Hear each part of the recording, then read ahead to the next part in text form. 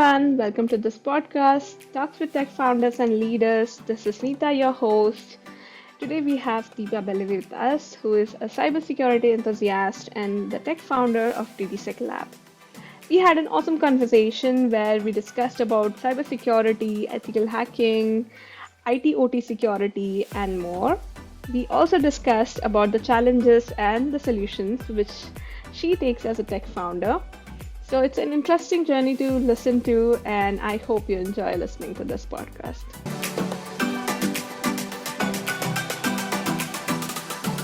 Then tell me a fun fact about you. Well, I have some facts, but let's decide if it is fun or not. Okay. It is just that I am always skeptical in using anything online, be it apps, be it the message I open, be it the links I click on. So I'm always skeptical. So I have always like two-factor authentication for anything possible. Is it because of the background? Yeah. So, I keep seeing it every day. So I am, what's happening? So be it my bank accounts, be it my LinkedIn, be it my Git, everything is 2FA. If you are giving a 2FA feature, I will switch it on. That's nice. That's a very good thing to have for now, for Yeah. sure. Yes, that's amazing. That's a very good fun fact, though. Yes. Very much suitable for from the background where you come from. So kind of yes. Yeah. And where are you from, and what is your educational background? Well, I am from Karnataka in India. Mm-hmm. This is the southern part of Karnataka. And in Karnataka, Bangalore is the well-known city. Mm-hmm. Mostly it is internationally known. Yeah, I am a Kannadiga basically. And I have studied in India. Mm-hmm. I have done my bachelor's in biomedical. Mm-hmm. And I have done my master's also in medical software. Wait, what? Really? Yeah. Okay. Okay. And it's since like almost 18 years I'm into computer science domain, like away from what I have learned, but I don't regret a bit. That's very interesting. I didn't know your background is in medical, this thing. But why Yeah. did you switch then? No, I mean, I didn't want it to, but I got into Cisco systems back in India, Mm-hmm. and I got glued to networking, computer networks, network security, and yeah, this was great actually. But you completely switched your career there, right? Like Yeah. from education. Was it hard for you, like to switch? I just loved it. So it just came naturally and I adapted to it. And then I never felt like I am not from computer science background or I have to go back to what I learned. Never. I just kept on getting deeper and deeper into it. Wow, that's really nice. I didn't know about this fact. That's amazing. And yeah, I saw that you have been a software engineer, then a product manager, then a technical consultant, and then a graduate research assistant, and now you are a tech founder. So, how Yeah. was your journey? Yeah, I mean, this is a kind of a lot of roller coaster journey in my life. I have worn a lot of hats. Mhm. In the beginning, when I was a software engineer, I worked really closely with these complex systems. Mhm. I know how complex the software could be. I know how complex the systems could be Mhm. because my first experience was with Cisco, Mhm. and as you know, it is into computer networking, and I dealt with a lot of networking gears. Mhm. Like we both are talking to each other, Mhm. but a lot is happening between my computer and your computer. Right. Oh yeah, the data packets are flowing from me to you. So yeah, I managed whatever that black box thing in Cisco. I built and managed huge labs worth millions. Oh. And yeah, and I have configured around 100 features on these gears. And I know how tiny little features, when they come together, how complex they could be, and what new problems arise and how to solve them. So, yeah, I mean, as a software engineer, I know the complexity of the system, and I really respect it. And I really also respect people working with those and making it work, and making me and you talk with each other. Yes, networking is very complex. It just Yeah. goes deeper and deeper and deeper. Yeah, and it is interesting also. Yeah, I loved it all my life. Even now, I love it, and that fascinates me. Yeah, I mean, after that, I worked as a product manager, Hmm. like totally away from what I've been working all this while. And there, right when I was a software engineer, it is a big giant company. Hmm. The Yeah, things Cisco. are happening in all the corners, Hmm. and you are just building the product. Yeah. You don't know from where the requirements are coming. Mm. You Yeah. don't know what the customer wants. Hmm. You don't know how your contribution is going to which customer. Yeah. You don't know what is the impact. Hmm. So you're not in that whole end-to-end journey. You're just contributing in the one specific point, and somehow those things are coming together. You don't know how. Yeah. Yeah. So this is what I wanted to know more, like Hmm. how things. So I quit Cisco, and I joined a startup as a Hmm. product manager, and then there I built the product from the beginning to end. You build the product. Okay. Yeah. I mean, not me, but my team of Hmm. six. We built the product together. But there, I went out. I spoke to a lot of stakeholders. I spoke to the customer. I I figured out what are their needs, and then come back, discuss with my team. Okay, how can we do it? We built it, we shipped it, and then we got the feedback. Oh, this doesn't work. And I also remember when everything is working perfectly fine, they had problem with the efficiency. They had problem with the latency, and and then we had to tweak. We have to make it more resilient. So these, I now know how the journey looks like from the beginning till the end. So even I have very competitive team. Even I have very competitive engineers with me. Hmm. I cannot just go build something which I like. Yeah, I mean, yeah, that is the one learning I got, and also time bound. Uh, yeah, in 4 months we built it together and we shipped it, and yeah, that was a great experience there. And then we also worked on some other products, Hmm. but also we, as far as I worked with the company, I was supporting with the product. So yeah, Was it hard to switch from a developer mindset to a product manager? it Kind is. of. Okay, yeah, because it is completely different because now you're out of your shell and then you have to do Yes. everything Yeah. and you were Yeah, not just because in getting the requirement, but you are building it now. So, yes. true. Actually, I agree because with Cisco, um, even though I was an engineer, I was behaving like a team lead Mm-hmm. because I was also doing the resource planning, task planning, when do we do what and what do we do with what resource, everything. This planning was going on. And then I thought this is sufficient for me to go out and try as a product manager, but it's not. Mm. Yeah. Yeah, because when you talk to the stakeholders, you have to understand their language, Mm-hmm. and you have to reiterate, do I understand it right? Mm-hmm. I built the mock-ups, I built with the dummy data products, and I showed them. So yeah, that is a whole different journey. I also learned along the way, but yeah, that learning is superb, and yeah, that's how you deal with the external world, right? Yeah, yeah. You had the exposure of being a developer who is like completely into the product and were developing the product, and you also had exposure of coming completely out, talking to the stakeholders, working with also those developers, and that's amazing. True. Actually, that's a very good experience for being a founder as well as a tech founder. So, True. yeah, Yeah, I it's agree. Yeah.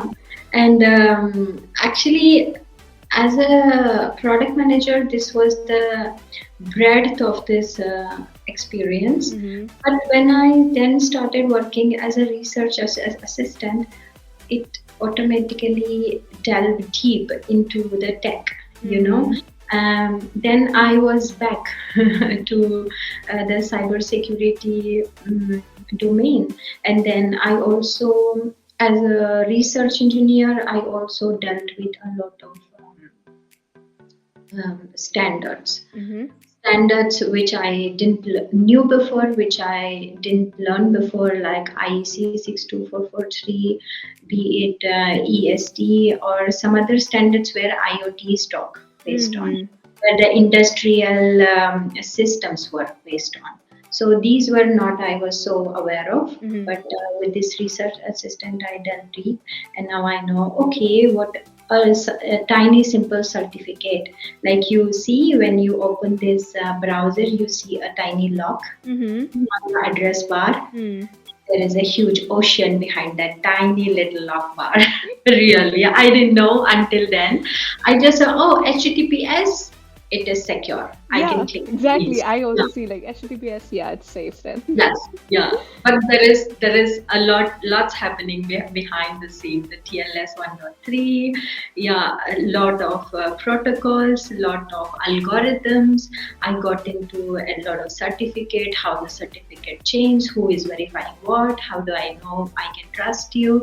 So yeah, I got into a lot of these things, and this is basically web security I got into, because with Cisco systems, I was mostly into networking Mm-hmm. security, system web security. Then this was the perfect time. The ideas started popping up, and then yeah, I mean, I think it was a great culmination of me going through all these experiences in my life, and me being in Berlin at Mm-hmm. this time, you know. And it is not that it has not happened before that I am getting ideas, but they just subsided. I just kept quiet, and I just went on with my life. But in Berlin pushed me. Come on, you have an idea, you got to work on it. And I really love it here. Yeah. Nice. I think you had like perfect experience as a developer, as a product owner, and now you had this great like vertical insight of all these True. cybersecurity and the security kind of in networking and outside also. Yep. So, and then you decided to be a founder. Yeah. So how like why what was the trigger for you? What why did you decide to be a founder? Well, um, like I said, always I wanted to work on something niche, which I am really connected to. Mm-hmm. But I never felt that encouragement or that confidence in me that, okay, I can do it alone and I can do it. So, here when I came to Berlin, there is a whole ecosystem, Mm-hmm. because building a product as a product manager in some companies is totally different. Building a product with your whole ownership is totally different. Mm-hmm. So you need a lot of mentorship, a lot of support, and that ecosystem I saw here. And Okay. yeah, Yeah, and I think I the was environment is also something which, I mean, gives a boost to your own ideas. And I think Berlin is having so many accelerators, incubators, and these kind of places where you can test your ideas and just push through. Yeah, makes sense. true. And yeah, like you said, the incubators and accelerators here, they just don't do for the sake of doing it. Mm-hmm. They really care. Mm-hmm. They really support. And I am also part of SIBB. Mm-hmm. Um, this is an incubator for startups, and we get a lot of support and a lot of mentorship here.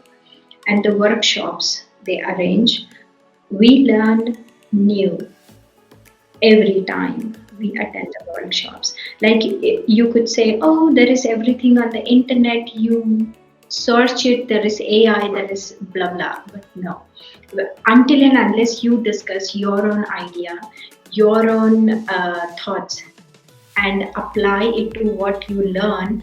Until then, it is not learning. Mm. So, yeah, I mean, it's great, and that's how it motivated me to be a founder. And this is the time you have to work on, and yeah, I am trying it. That's amazing. I think you had all the skills and all the experience possible for it. So it was just a get-go for you. Yes. And let's talk about cybersecurity then. Like, what do you think it is important? Because I know you are an expert in that. So I just want to know, like, why do you think cybersecurity is important, especially nowadays? Well, I think it's just not important. It's a must. Mm-hmm. It's not luxury, but it's a basic need. And I think there are two reasons. Mm-hmm. On the one hand, like all simple to complex systems are getting digitized. Mm-hmm. Like my phone, my pen, my watch, my Google are smart, can connect to internet. From these simple systems to home to manufacturing, all these systems are getting digitized. So when they get digitized, when they get connected to internet, of course they are exposing themselves. They are cyber attack targets. Mm-hmm. So then the cybersecurity really becomes important in this era. And on the other hand, this is I think this is how the AI is booming, Mm-hmm. because if you are an attacker, for example, without AI, you might be taking, I don't know, 5 hours, 10 hours Mm-hmm. to do to if I want to attack your laptop, I Mm-hmm. want to create without you knowing, I want to create some information about you. I go to LinkedIn, Facebook, I see wherever you are, your office page, wherever. I do the basic reconnaissance about you. I try to understand you. Mm-hmm. And then I try to understand, okay, what laptop do you have? What OS do you have? What phone do you have? So then I see, oh, what might be the vulnerability? Can I send her a text with some link? When she click, can I do that? So all this thought process is called reconnaissance. And this reconnaissance, building an attack, targeting a victim, all this used to take a long time in Mm-hmm. hours. But with this AI, this person is able to do this in minutes. Oh, okay. It has its downside as well. Yeah, it's down because AI doesn't discriminate between a bad person and a good person. It is there to help. Good one. Yes, that's very true. Yeah, and Yes. then like as we talk, Hmm. many hundreds of cyber attacks are already happening. Hmm. And we are only in May now, into 2025, Hmm. and we have already listed 1.8 million cyber attacks Oh, till in this year? 2025. I mean, till just like in 5 months?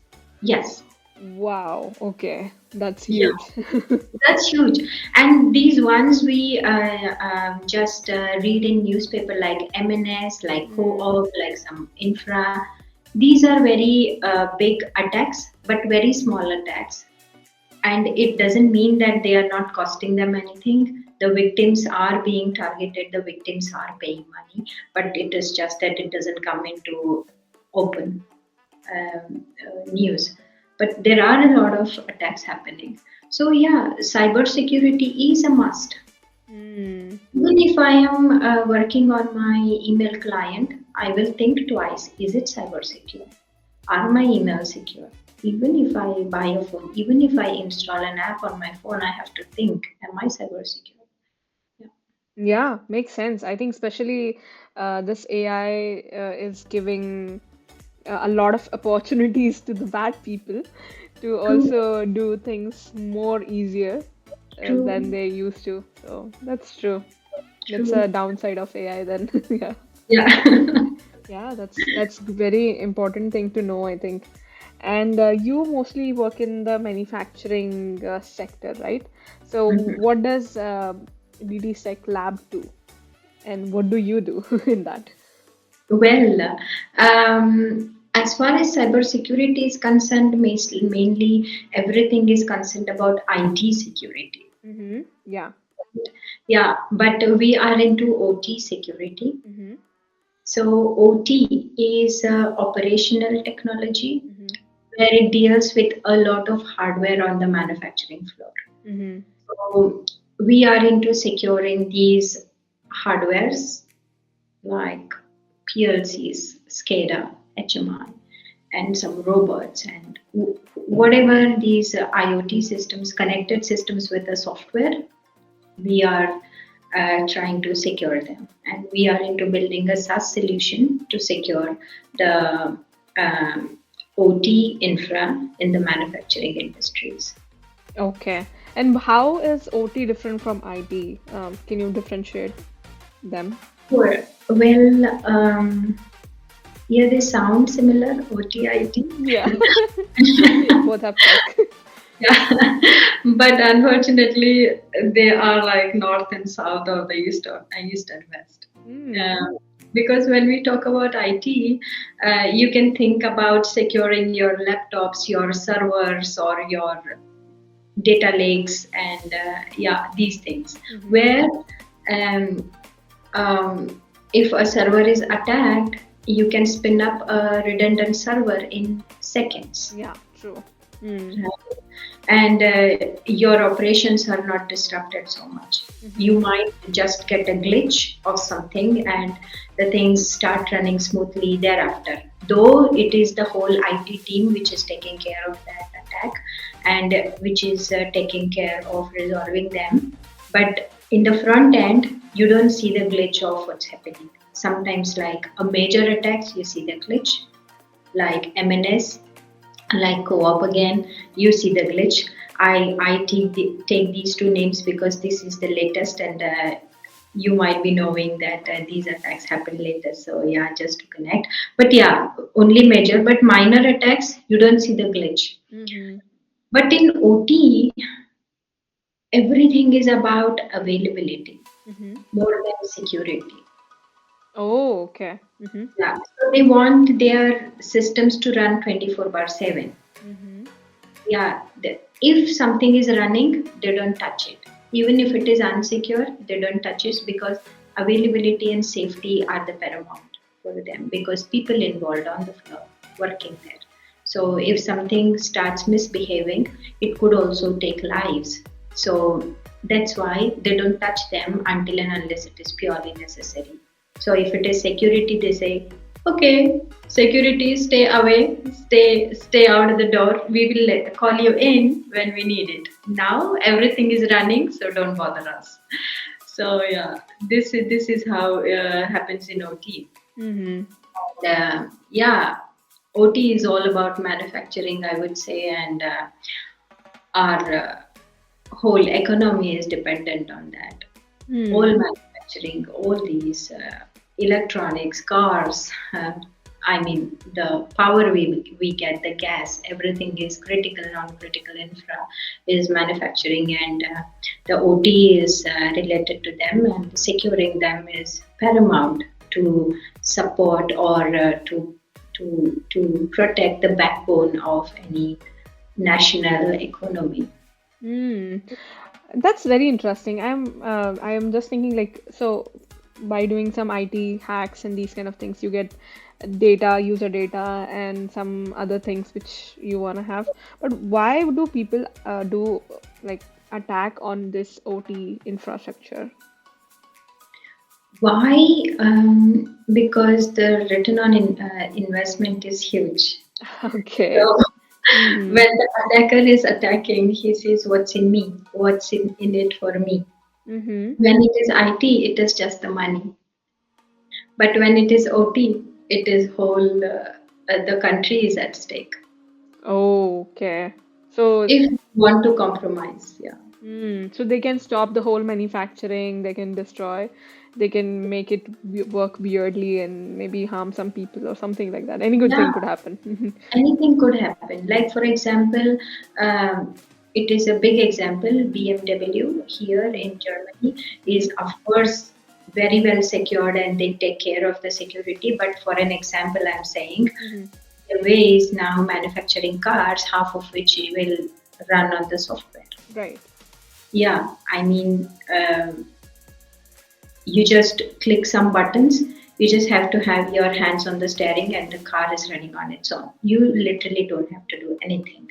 And Yeah. how is it happening? The car is that is continuously talking with the central system and taking, and it is also observing, it is calculating, and it is asking, okay, this is the situation, what to do, what, how can I do? So when such when someone attacks this software, suppose Mm-hmm. it is getting programmed or it is getting um, uh, developed in the BMW, and someone attacks, and suppose some chip has to be installed on the car, and instead of that you misprogram a robot dealing with this software chip, and this robot misinstalls that, or maybe it doesn't tighten the screw as much as it should do because Mm-hmm. of this cyber attack, and then the malfunction happens, and maybe because of this tiny reason the car could malfunction on the road, and it could cost BMW its what you call the brand image damage, Mm.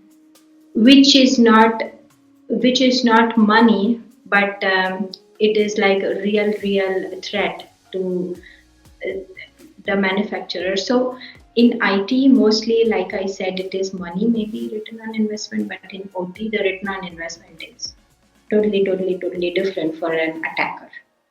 Mm. He has a lot of objectives, different objectives. Yeah, that's true. I think I hope they do test it afterwards that all the cars are properly done or Yes, not. But these kind of small things, like if the screw is not properly fit, and these kind of small things, I think they rely on robots that they do the work properly. So yeah, that's true. That could happen for sure. yeah, Yeah, yeah. that's scary. Yes. Yeah, that's scary because then you cannot even imagine the scale of the impact, right? Mm-hmm. The scale of the impact is really unimaginable, because just if you don't tighten, if you attack a robot and you are asking a robot to malfunction and it does really tiny different thing, and you cannot even like recognize, okay, if it is right or being done rightly or not. Mm-hmm. Even this tiny could go huge on when the whole product is being assembled or when the whole product is being manufactured.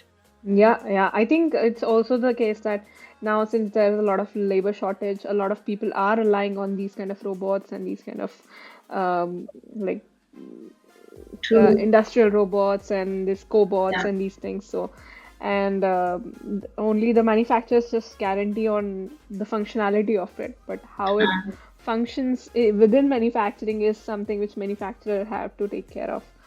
true. And yeah, that's true. That if in between something happens, then it is very hard to identify what True. exactly happened, and no one will take the blame, of course. So, True.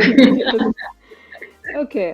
And I read that you, as a part of solution, you do ethical hacking and you can identify these kind of attacks before they actually happen, and without stopping the operational things actually. So I'm very curious to know what is ethical hacking and how do you do it in your company? Well, yeah, that is a great question. Thank you for asking. Mhm. Well, we have talked about these hackers, right? Mhm. And I am really fascinated because this black hat hackers, we say, these are bad guys Mhm. who is actually targeting good people and causing some harm to them. And if it is a manufacturing industry, they are bringing them to knees, or like they are stopping their operations. These are bad guys. So, what are they doing? Like I said, they are collecting information about, for example, a manufacturing unit. Okay, what um, what hardware they are using, how they are connected, how they are connecting to the internet. Do I have one entry point? Can I enter? What I can access? Through this access, how I can harm other things. So this is the chain of thoughts a hacker thinks Mm-hmm. to harm anything, right? So now the ethical hacker comes into picture. Ethical hacker also has the same chain of thoughts, but the bad guy is doing without any permission, Mm-hmm. without authorization.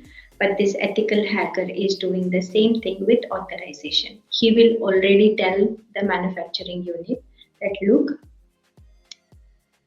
I need permission to go to access these, and I am telling you beforehand that I am going to maybe look where is your loophole. Can I access these? Can I compromise these? And if I can compromise, I will immediately let you know. Mm-hmm. And then you can close these entry points, you can close these security gaps and make yourself secure. Okay, the intentions are different in this case. Yes, intentions are to harm Mm-hmm. when it is a bad guy, but the ethical hacker, the intention is to help. Hmm. But actually, they are doing the same thing. Hmm. Okay, and how do you prevent this? Well, um, like I said, the ethical hacker has to access the devices, Mm-hmm. access the open points, access and see, okay, if the package is vulnerable, if the OS is vulnerable, how can I compromise it, right?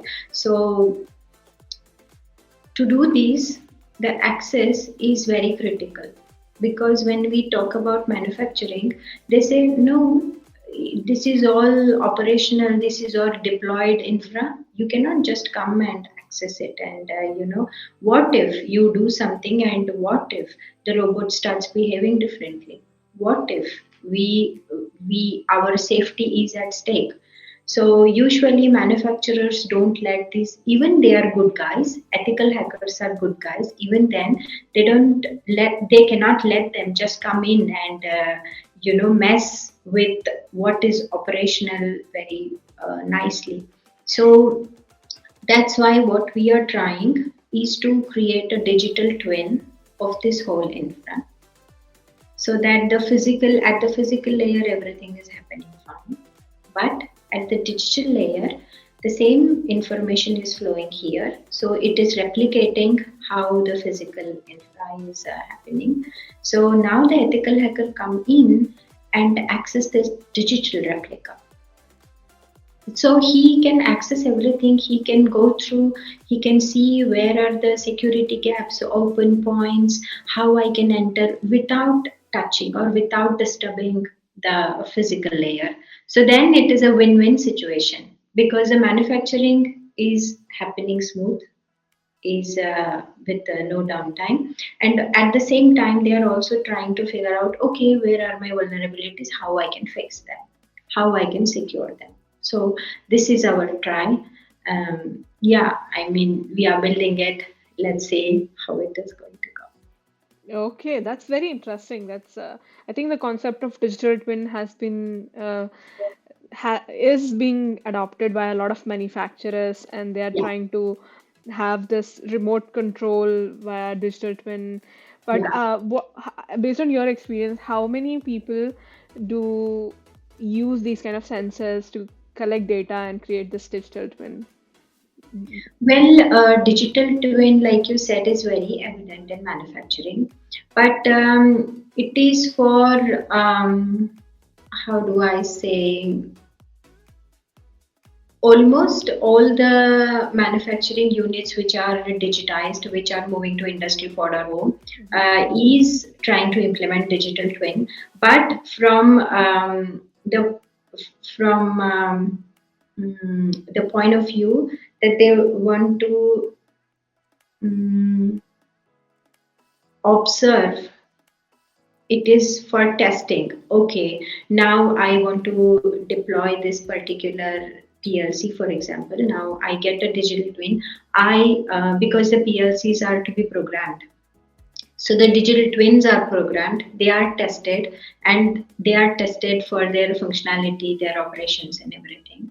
And then once it is good, then the actual PLC is programmed and deployed faster. So digital twins have a lot of other usages. So right now the digital twins are used for testing, for example, proactively figuring out the future. What will happen if I have already deployed it? Mm-hmm. What will happen? How will it behave after 2 years, after 10 years, after 20 years? When do I have to do the maintenance of this? Mm. So, yeah, so the digital twin right now is into these sectors, but none of them are thinking about digital twin in the cybersecurity perspective. So, Mm-hmm. this is where we want to tap the gap and help them, because it is very easy because everyone knows digital twin already. They are familiar with the technology, they are not scared, and now when they want to leverage the cybersecurity based on these, then it will also be easy for them to maybe adapt and explore. Yeah. Yeah, makes sense. I think most of the people use it for just monitoring the data, creating graphs, and like doing predictive maintenance, just remote controls, and yeah, these kind of things. But I think no one has, I don't know, but I don't see most of the people using it for cybersecurity for sure. That's true.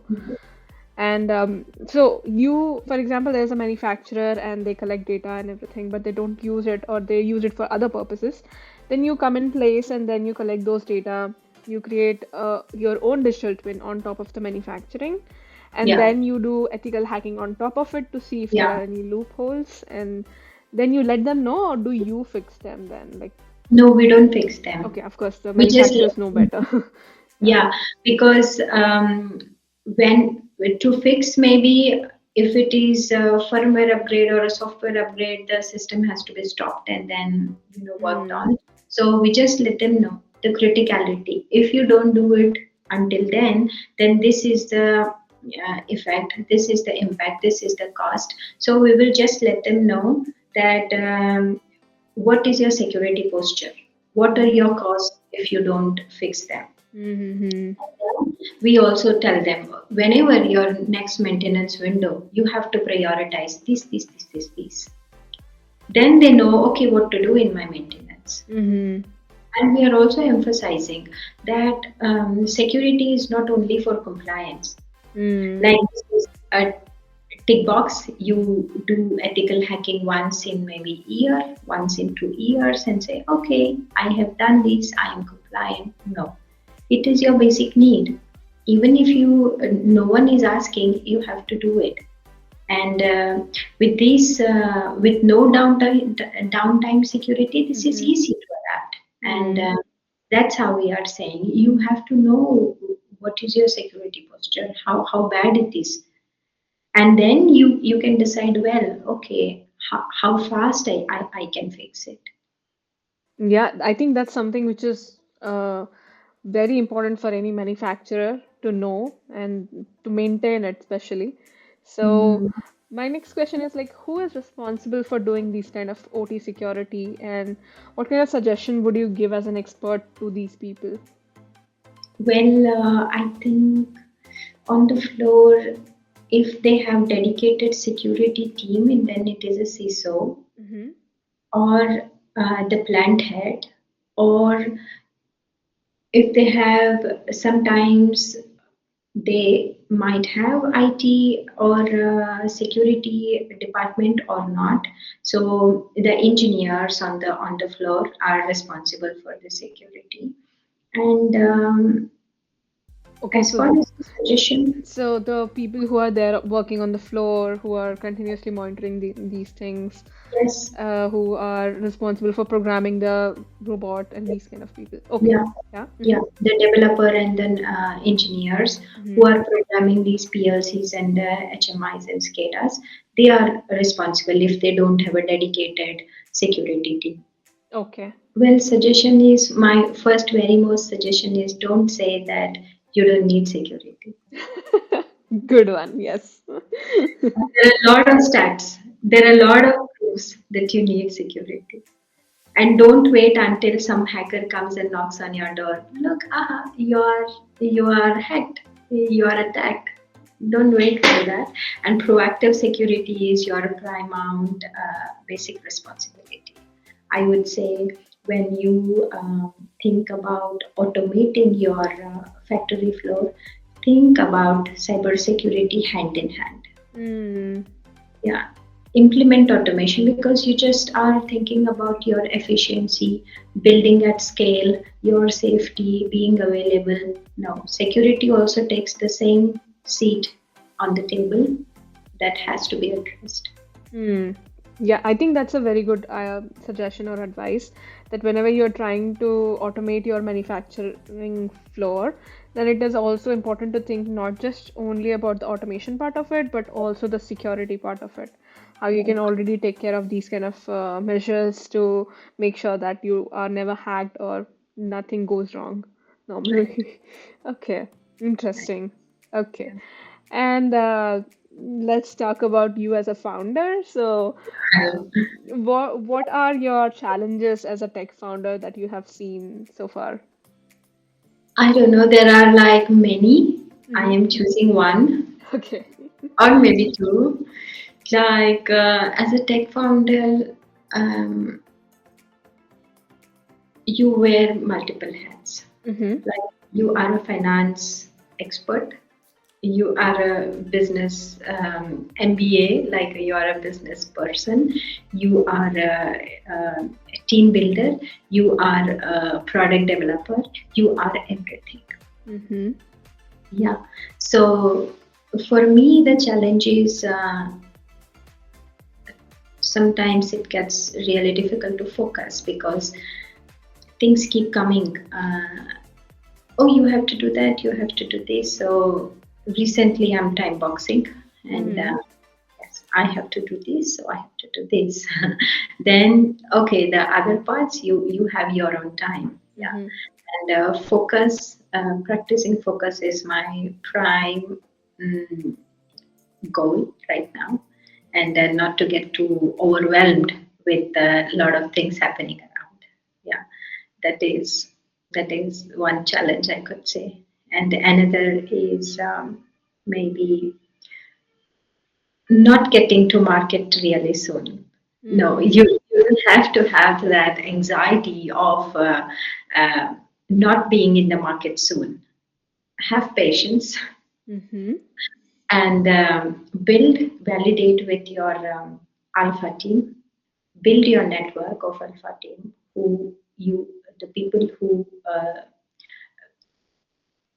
who trust you, who gives you better feedback, build the product, show it to them, and get real concrete feedback. Not that, oh, your product is really great, it'll helpful. No, that is not a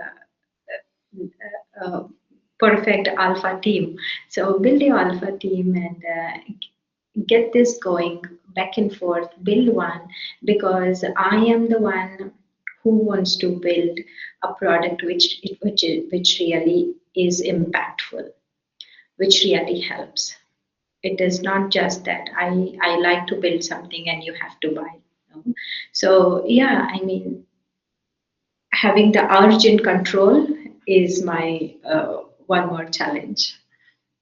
Interesting. That's very different from like a lot of people who say they're like just go out in the market and just like grasp a lot of people and then ask them if they like I mean if they want to buy this solution, just sell the solution first and then start building it. So is it Hmm. like specific to sector that you're talking about or like how like why do you think like building a product and building a team first can help much better in this case?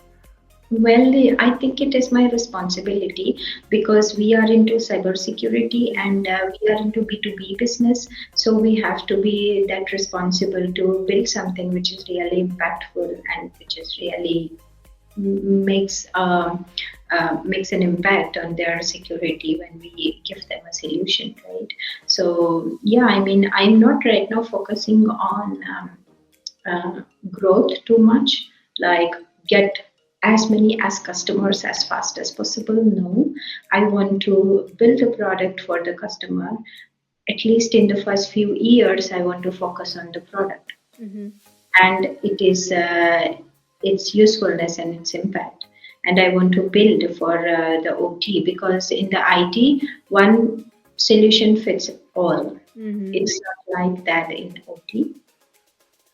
You have to really understand the intricacies, you have to really understand the details, and then build which suits. So that will take time, that will take iterations, and I want to be patient through the process. Mm. Yeah, I think the sector which you are in is also something which needs perfection. That you are Hmm. 100% sure that this works and this secures these things. So I think it definitely takes more time than normal IT security or maybe other products in the market who are B2B. So makes sense in your case for sure. Yes. Yeah. Yeah. And what are your learnings as a security expert, I would say, that you have learned so far dealing with these kind of clients and situations in Germany? So, what do you see, and what is your experience so far? Well, learnings, as far as from the perspective of talking to um, prospect clients, I would say. Hmm.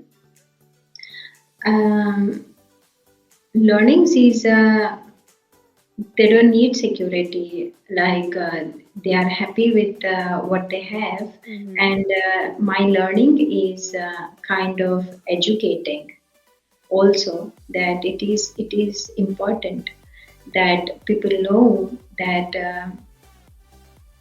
what is missing, and how it is useful when they think from cybersecurity perspective. In recent times, the NIST has tried. The NIST 2 directive is saying, okay, you have to be for sure cybersecurity compliant if somewhere you are related to the critical infra, be it food, be it chemical, be it water. If you are even remotely related to these infra, you have to be cybersecurity resilient. Yeah. Hmm. So yeah, that is my learning, that um, the government is also pushing for all the manufacturing industries to be resilient, and it is also pushing the cybersecurity solution providers to be more flexible and to give cybersecurity not only to large manufacturings but also to small and medium industries. So that is the learning, and I am excited that we are at the right juncture where it is needed and we are building it. Mm. Yeah, yeah, especially in countries like Germany who has so much of rules and regulations related to data and security. So I think it's the right place to have this started for sure. Yes. Sure. Yeah. Yeah. And my last question to you is, um, what are some things as a founder that you felt like you shouldn't have done?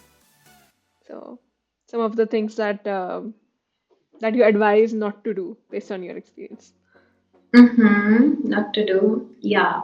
One basic advice, maybe like, I'm not sure if it sounds too simple, but one basic advice is,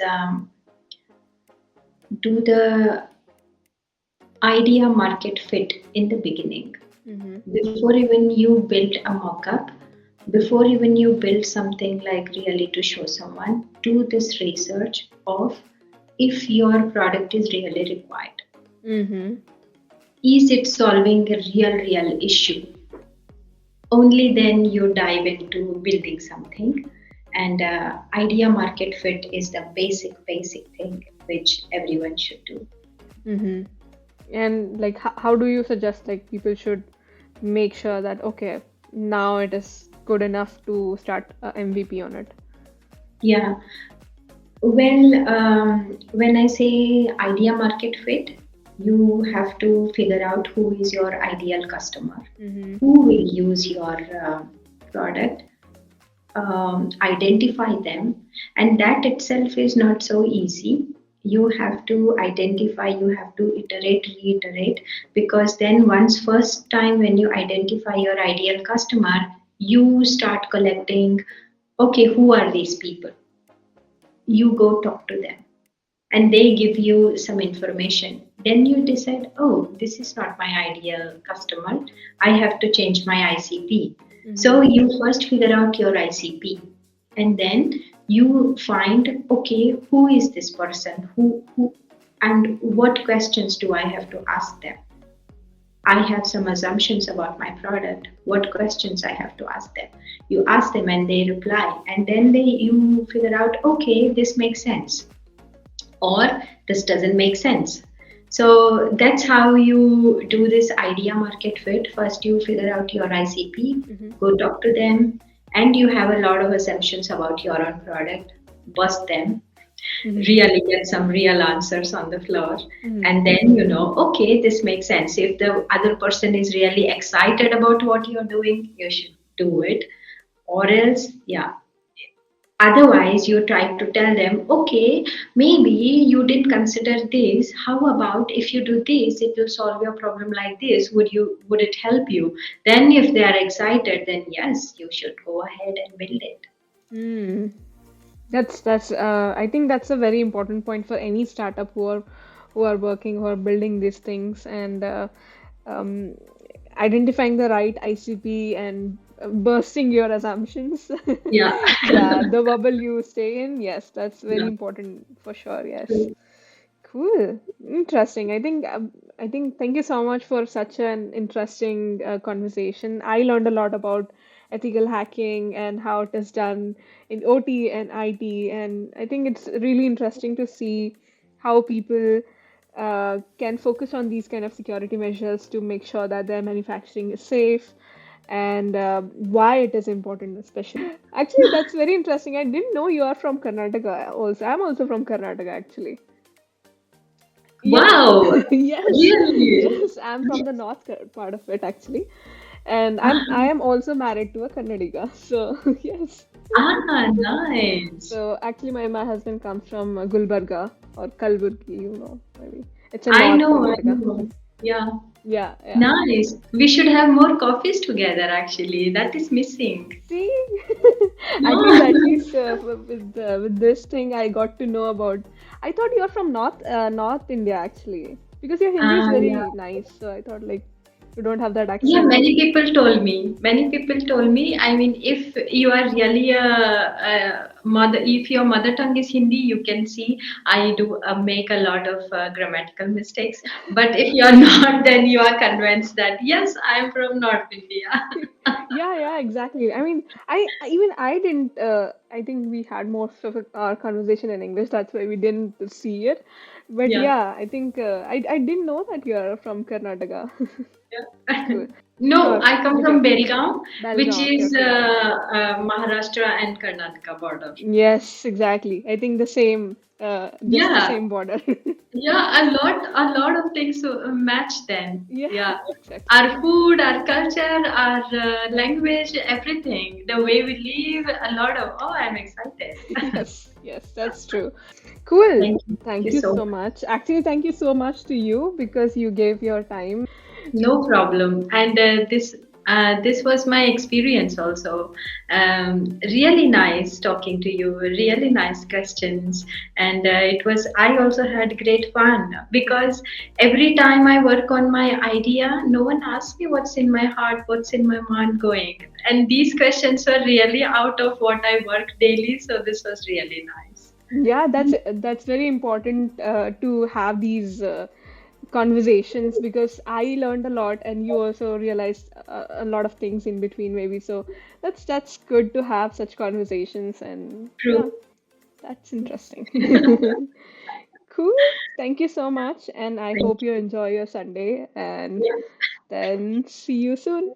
And we See you should meet for soon. a coffee and Yes, something. Sure. We can plan some time and we can meet sometime. Yes, definitely. Yeah. We should do that. Cool then. Thank you so much. See you. Bye. Bye. Bye.